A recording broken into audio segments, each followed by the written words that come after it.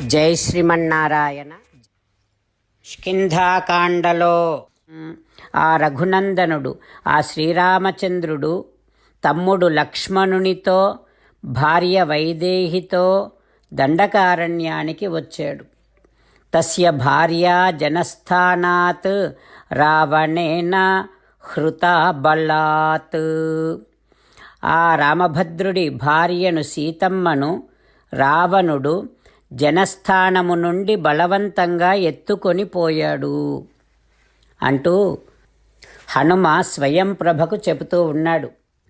శ్రీ వాల్మీకి రామాయణములో కిష్కింధకాండలో హనుమ స్వయం ప్రభతో ఇలా చెబుతూ ఉన్నాడు. ఓ స్వయం ప్రభ, శ్రీరామచంద్రుని భార్య సీతాదేవిని రావణాసురుడు బలాత్కారముగా ఎత్తుకొని పోయాడు. ఆ రామచంద్రుని మిత్రుడు సుగ్రీవుడు, సకల వానరులకు ఆయన రాజు. ఆయన మమ్మల్ని సీతాన్వేషణ కోసం పంపిస్తే మేము ఈ దక్షిణ దిక్కుకు వచ్చాము.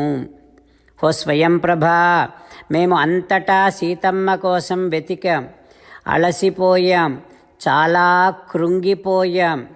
ఇక మా బ్రతుకులు అంతరించిపోతాయేమో అని అనుకున్నప్పుడు ఇదిగో ఈ బిలం కనిపించింది. నేనే మా వానరులందరినీ తీసుకొని ఈ బిలములోనికి ప్రవేశించాను. ఏతత్ నః కార్యం ఏతేన కృత్యేన వయం ఆగతాః. సీతాన్వేషణ అనేటటువంటి కార్యము మీద మేమొచ్చాము. ఓ స్వయంప్రభా, నువ్వే మమ్మల్ని కాపాడావు. ఆకలి దప్పులతో ఇక మరణిస్తామా అని అనుకునే సమయములో మమ్మల్ని నువ్వు కాపాడావు. బ్రూహి ప్రత్యుపకారార్థం కింతే కుర్వంతు వానరాః. ఓ స్వయంప్రభా, చెప్పు, నీకు మేము ఏ రకంగా ప్రత్యుపకారము చేయగలమో చెప్పు అని హనుమ అడగ్గానే స్వయంప్రభ ఇలా అంటుంది. ఓ హనుమా, నేను మిమ్ములందరినీ చూసి చాలా సంతోషిస్తూ ఉన్నాను.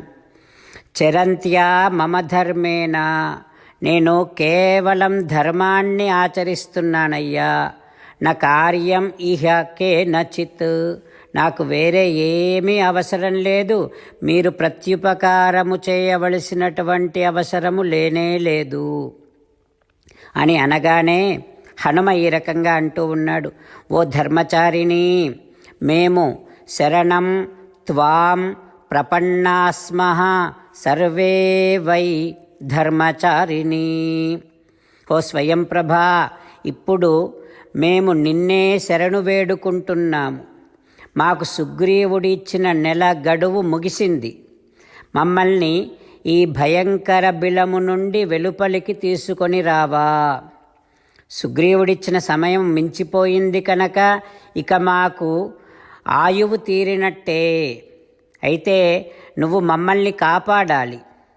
ఎట్లా కాపాడాలి అనంటే, ఈ బిలములో నుంచి మమ్మల్ని బయటకు తీసుకొని వెడితే మేము మళ్ళీ సీతాన్వేషణ అనేటటువంటి కార్యాన్ని సాధించే ప్రయత్నం చేస్తాం. అది జరగాలంటే ఈ బిలములో నుండి మేము బయటపడాలి. అది నువ్వే చెయ్యాలి అని హనుమ అడగ్గానే స్వయంప్రభ ఇలా అంటుంది. ఓ హనుమా, ఈ బిలములో ప్రవేశించి ప్రాణాలతో బయటపడటం అనేటటువంటిది దుష్కరం. అయితే నేను చేసినటువంటి తపస్సు ప్రభావేన, నా కఠోరమైన తపఃప్రభావము చేత మిమ్ములందరినీ ఉద్ధరిష్యామి, ఈ బిలము నుండి బయటకు చేరుస్తా. రామచంద్రులను మనసారా ధ్యానము చేస్తూ పరమదయాలువు పరమశివుడు చెప్పిన పరమపావన రామనామాన్ని చెబుతూ మనము రామనామ గానము చేస్తూ ఉంటే అదిగో సీతారామచంద్రులు, పార్వతీ పరమేశ్వరులు, ఆంజనేయస్వామి, సకల దేవతలు, పితృదేవతలు, మహర్షులు, ఆచార్యులు, భాగవతోత్తములు అందరూ మనని చూసి ఆనందముతో అనుగ్రహిస్తున్నటువంటి దృశ్యాన్ని భావన చేస్తూ నోరారా రామనామగానము చేద్దాం.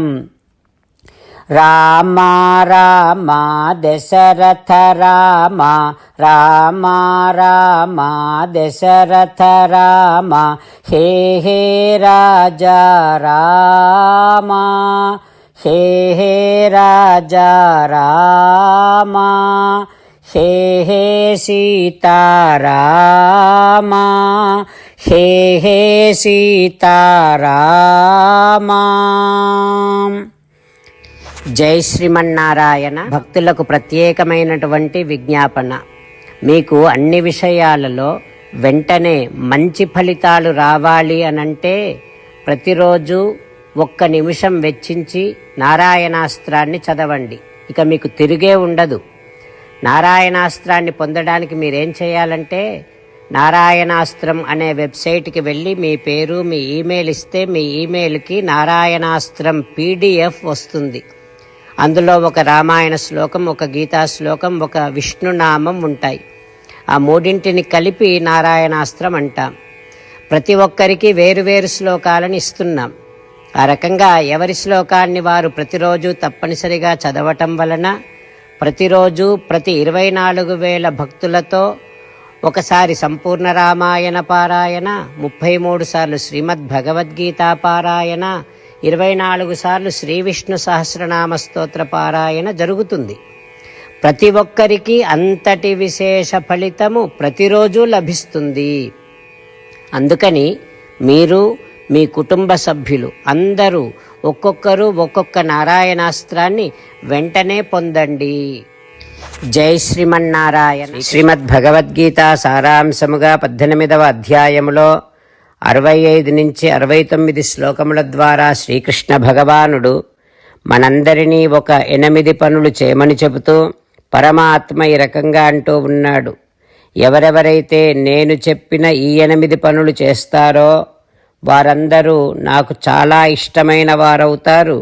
అప్పుడు వారిని నేను సకల పాపముల నుండి, సకల దుఃఖముల నుండి విముక్తులను చేసి నా అంతటి వారిగా చేసుకుంటా, తరగని ఆనందాన్ని అనుభవింపచేస్తా.